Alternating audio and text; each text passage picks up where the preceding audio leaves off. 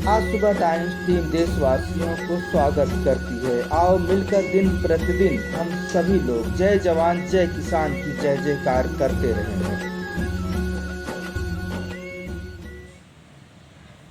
जय हिंद।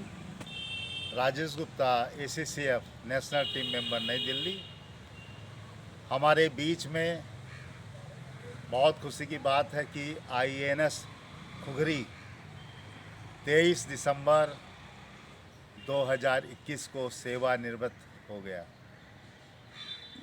इस INS खुगरी ने 23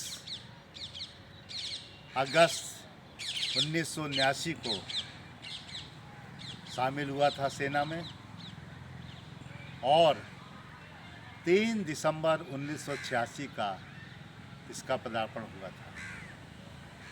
यानी कि इसने अपना कार्य 23 अगस्त 1979 में शुरू कर दिया था और इस लगभग 32 साल की सेवा करने के बाद, पूरे विश्व का लगभग 30 चक्कर लगाने के बाद, ये जो है 23 दिसंबर 2021 को सेवानिवृत्त हो गया।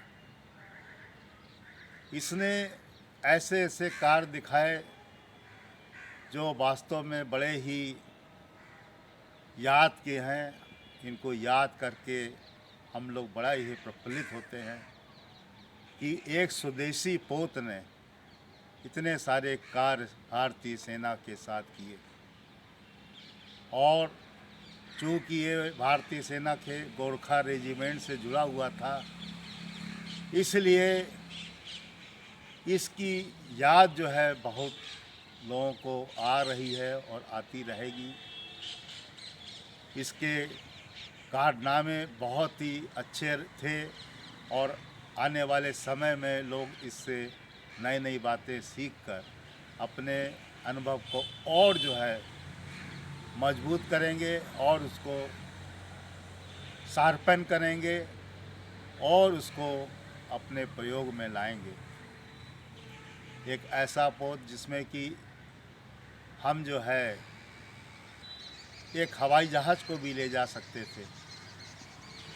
हर तरह की उसमें जो है सुविधाएं थी, हर तरह का युद्ध में कार्य करने की क्षमता थी और समुद्री सीमाओं की रक्षा करने में अपने में बहुत ही सक्षम था।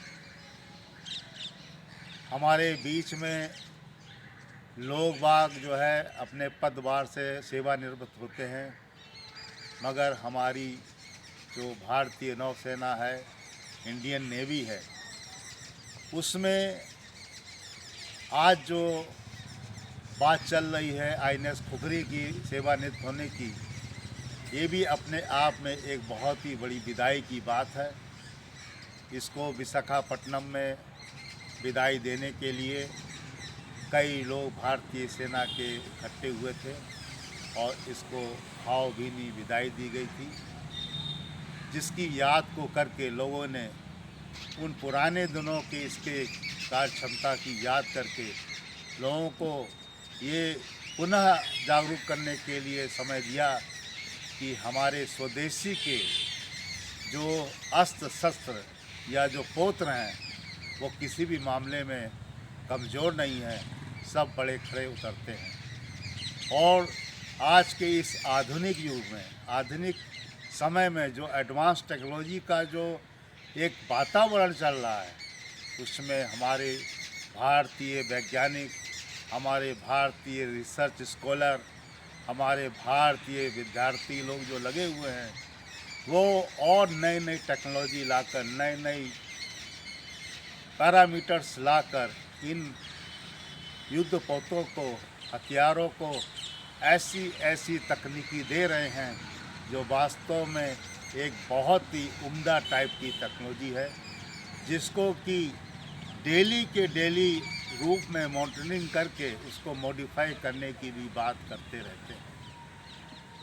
एक समय ऐसा आएगा कि हमारे भारतीय सेना के हर व्यक्ति के, हर सेना के हाथ में स्वदेशी ही स्वदेशी दिखाई देगा, और यही आत्मनिर्भर भारत की एक सबसे बड़ी खूबी और सबसे बड़ी एक विकास की जो पथ है उस पर चलने की जो संकेत है वो यही दिखाता है। और यही हम लोगों को एक शिक्षा देता है कि अगर हम अपने पैर खड़े हैं, अगर हम अपने कंधों पर अपना सामान लेकर चल रहे हैं, तो हम सक्षम हैं देश की सेवा करने के लिए, देश की सुरक्षा की पूरी तरह से जिम्मेदारी उठाने के लिए।